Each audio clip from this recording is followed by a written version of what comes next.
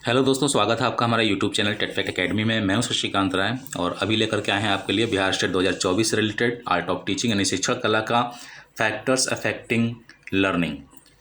करीबन 50 एमसीक्यूज़ लेकर के आए हैं और इसका जो कॉन्सेप्ट या थ्योरेटिकल वीडियो था वो मैंने कल अपलोड कर दिया था। आप Bihar state 2024 art of teaching के चैनल प्ले लिस्ट में जाकर के जो है देख सकते हैं इस वीडियो को, ठीक है।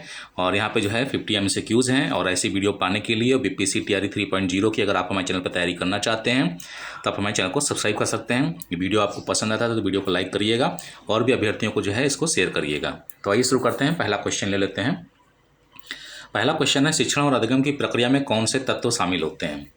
4 ऑप्शन दिए हुए हैं, केवल शिक्षक, केवल विद्यार्थी, शिक्षक और विद्यार्थी दोनों, या फिर केवल पाठ्यक्रम। तो इसका ऑप्शन सी सही है, शिक्षक और विद्यार्थी दोनों। क्वेश्चन नंबर 2 है, किस प्रकार का शिक्षक विद्यार्थियों के लिए आदर्श बन सकता है।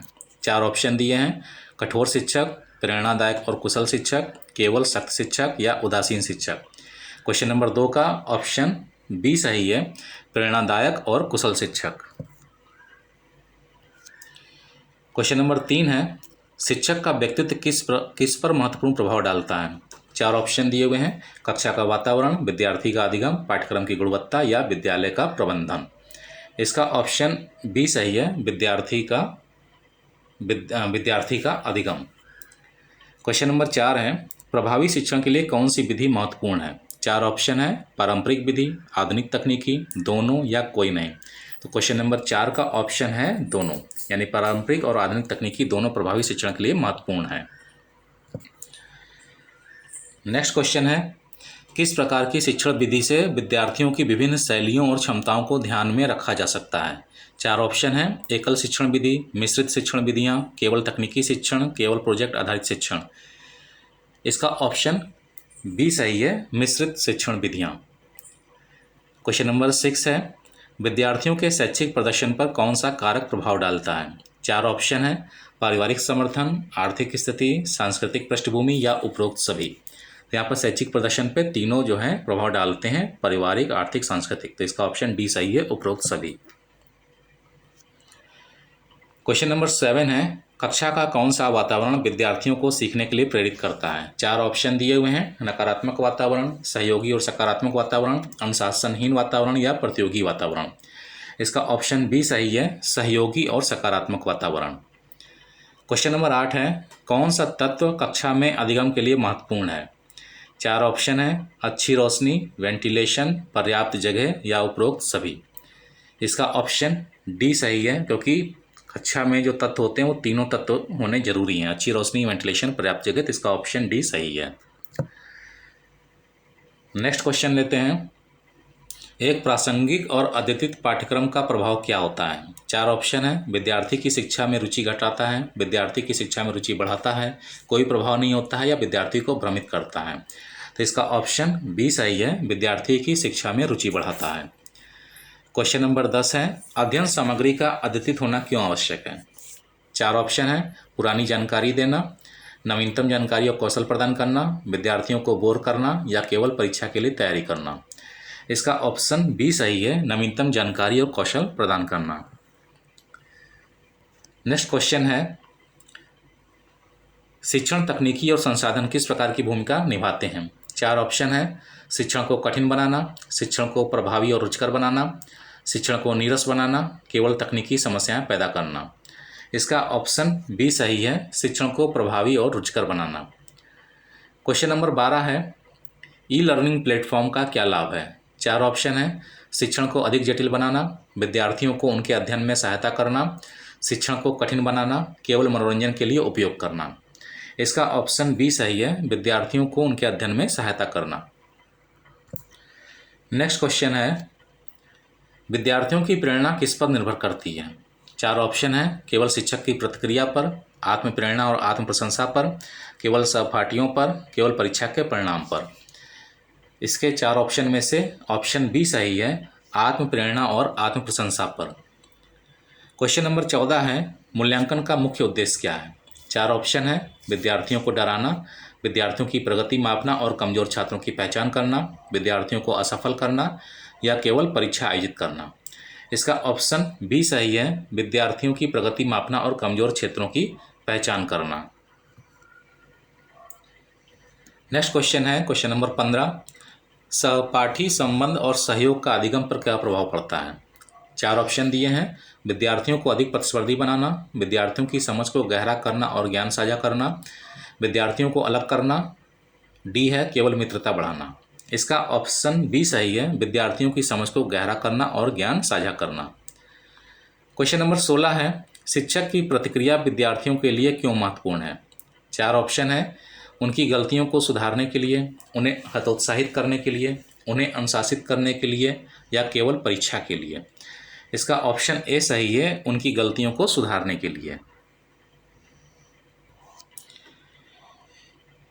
क्वेश्चन नंबर 17 है, नियमित मूल्यांकन का क्या लाभ है। 4 ऑप्शन है। केवल परीक्षा के अंक देना, विद्यार्थियों की प्रगति को मापना और सुधारात्मक सुझाव देना, केवल शिक्षकों को व्यस्त रखना, विद्यार्थियों को परेशान करना। इसका ऑप्शन बी सही है, विद्यार्थियों की प्रगति को मापना और सुधारात्मक सुझाव देना। क्वेश्चन नंबर 18 है, व्यक्तिगत अंतर और अधिगम शैलियों का शिक्षण पर क्या प्रभाव होता है। 4 ऑप्शन है। सभी विद्यार्थियों के लिए एक ही विधि उपयोग करना, प्रत्येक विद्यार्थी के लिए अनुकूलित विधियां उपयोग करना, विद्यार्थियों को अनदेखा करना, या केवल कुछ विद्यार्थियों पर ध्यान देना। इसका ऑप्शन बी सही है, प्रत्येक विद्यार्थी के लिए अनुकूल गतिविधियां या विधियां उपयोग करना। नेक्स्ट क्वेश्चन है क्वेश्चन नंबर 19, एक सहयोगी और सहायक वातावरण में विद्यार्थी क्या कर सकता है। 4 ऑप्शन है। एक दूसरे से सीख सकते हैं और समझ को गहरा कर सकते हैं, एक दूसरे को हतोत्साहित कर सकते हैं, केवल प्रतिस्पर्धा कर सकते हैं, या केवल मनोरंजन कर सकते हैं। इसका ऑप्शन ए सही है, एक दूसरे से सीख सकते हैं और समझ को गहरा कर सकते हैं। क्वेश्चन नंबर 20 है, शिक्षण की कला में कौन कौन से कारक शामिल होते हैं। 4 ऑप्शन है। शिक्षक का व्यक्तित्व, शिक्षण विधियाँ। दूसरा ऑप्शन है विद्यार्थी की व्यक्तिगत और सामाजिक पृष्ठभूमि या कक्षा का वातावरण। तीसरा ऑप्शन है पाठ्यक्रम और अध्ययन सामग्री, प्रेरणा और प्रोत्साहन, और डी है उपरोक्त सभी। तो इसका ऑप्शन डी सही है, उपरोक्त सभी। क्वेश्चन नंबर 21 है, शिक्षण और अधिगम की प्रक्रिया में शिक्षक और विद्यार्थी का क्या योगदान होता है। 4 ऑप्शन है। केवल शिक्षक सक्रिय रूप से भाग लेते हैं, केवल विद्यार्थी सक्रिय रूप से भाग लेते हैं, शिक्षक और विद्यार्थी दोनों सक्रिय रूप से भाग लेते हैं, कोई भी सक्रिय रूप से भाग नहीं लेता। इसका ऑप्शन सी सही है, शिक्षक और विद्यार्थी दोनों सक्रिय रूप से भाग लेते हैं। क्वेश्चन नंबर 22 है, एक प्रेरणादायक शिक्षक का विद्यार्थियों पर क्या प्रभाव होता है। 4 ऑप्शन है। वे शिक्षा में रुचि खो देते हैं, वे अधिक प्रेरित होते हैं और बेहतर प्रदर्शन करते हैं, वे शिक्षा को अनदेखा करते हैं, वे शिक्षक से दूर हो जाते हैं। इसका ऑप्शन बी सही है, वे अधिक प्रेरित होते हैं और बेहतर प्रदर्शन करते हैं। नेक्स्ट क्वेश्चन है क्वेश्चन नंबर 23 है, शिक्षण विधियों का मिश्रण क्यों महत्वपूर्ण है। 4 ऑप्शन है। सभी विद्यार्थियों के लिए एक ही विधि उपयुक्त होती है, या विभिन्न विद्यार्थियों की अधिगम शैलियों और क्षमताओं को ध्यान में रखने के लिए, या फिर शिक्षकों को कम मेहनत करनी होती है, या डी ऑप्शन है केवल परीक्षा के लिए तैयारी करने के लिए। तो इसका ऑप्शन बी सही है, विभिन्न विद्यार्थियों की अधिगम शैलियों और क्षमताओं को ध्यान में रखने के लिए। क्वेश्चन नंबर 24 है, एक सहयोगी कक्षा वातावरण का क्या लाभ है। 4 ऑप्शन है। विद्यार्थी एक दूसरे से ज्ञान साझा कर सकते हैं, विद्यार्थी अधिक प्रतिस्पर्धी हो जाते हैं, विद्यार्थी कक्षा में ध्यान नहीं देते, या कक्षा का वातावरण खराब हो जाता है। इसका ऑप्शन ए सही है, विद्यार्थी एक दूसरे से ज्ञान साझा कर सकते हैं। नेक्स्ट क्वेश्चन है क्वेश्चन नंबर 25 है, पाठ्यक्रम का अद्यतित होना क्यों आवश्यक है। 4 ऑप्शन है। विद्यार्थी को पुरानी जानकारी देना, विद्यार्थी को नवीनतम जानकारी और कौशल प्रदान करना, केवल परीक्षा के लिए तैयारी करना, या विद्यार्थी को भ्रमित करना। इसका ऑप्शन बी सही है, विद्यार्थी को नवीनतम जानकारी और कौशल प्रदान करना। क्वेश्चन नंबर 26 है, शिक्षण तकनीकी का सही उपयोग कैसे किया जा सकता है। 4 ऑप्शन है। विद्यार्थियों को केवल तकनीकी समस्याएं देना, शिक्षण को अधिक प्रभावी और रुचिकर बनाना, शिक्षण को कठिन बनाना, या केवल मनोरंजन के लिए उपयोग करना। इसका ऑप्शन बी सही है, शिक्षण को अधिक प्रभावी और रुचिकर बनाना। नेक्स्ट क्वेश्चन है क्वेश्चन नंबर 27, शिक्षण और अधिगम की प्रक्रिया को कितने प्रकार के कारक प्रभावित करते हैं। चार ऑप्शन है, केवल सामाजिक कारक, केवल सांस्कृतिक कारक, कई विभिन्न कारक या केवल शारीरिक कारक। इसका ऑप्शन सी सही है, कई विभिन्न कारक। क्वेश्चन नंबर 28 है, शिक्षण और अधिगम की प्रक्रिया पर परिवार के कौन से तत्व प्रभाव डालते हैं? चार ऑप्शन है, सामाजिक और आर्थिक स्तर, शिक्षा का स्तर, परिवार की संस्कृति और मूल्य, उपरोक्त सभी। इसका ऑप्शन डी सही है, उपरोक्त सभी। नेक्स्ट क्वेश्चन है क्वेश्चन नंबर 29, आर्थिक रूप से संपन्न परिवारों के बच्चों को कौन से लाभ प्राप्त होते हैं? चार ऑप्शन है, अधिक शैक्षिक संसाधन, कम शैक्षिक संसाधन, कोई विशेष लाभ नहीं या केवल मनोरंजन। इसका ऑप्शन ए सही है, अधिक शैक्षिक संसाधन। क्वेश्चन नंबर 30 है, सहपाठियों और मित्र समूहों का छात्र पर क्या प्रभाव होता है? चार ऑप्शन है, शैक्षिक उपलब्धियों को प्रभावित करना, छात्रों को विचलित करना, कोई प्रभाव नहीं होता है या केवल सामाजिक संबंध बनाना। इसका ऑप्शन ए सही है, शैक्षिक उपलब्धियों को प्रभावित करना। नेक्स्ट क्वेश्चन ले लेते हैं। क्वेश्चन नंबर 31 है, भाषा की समझ और प्रयोग किस पर गहरा असर डालते हैं? चार ऑप्शन है, छात्रों की सीखने की क्षमता, केवल संप्रेषण पर, केवल सांस्कृतिक दृष्टिकोण पर या केवल पारिवारिक पृष्ठभूमि पर। इसका ऑप्शन ए सही है, छात्रों की सीखने की क्षमता। क्वेश्चन नंबर 32 है, विभिन्न संस्कृतियों के बच्चों के लिए शिक्षा की ओर दृष्टिकोण कैसा होता है? चार ऑप्शन है, सभी के लिए समान, भिन्न भिन्न, कोई दृष्टिकोण नहीं होता, केवल शिक्षा को महत्व देना। इसका ऑप्शन बी सही है, भिन्न भिन्न। नेक्स्ट क्वेश्चन है क्वेश्चन नंबर 33 है, आंतरिक प्रेरणा किस प्रकार की होती है?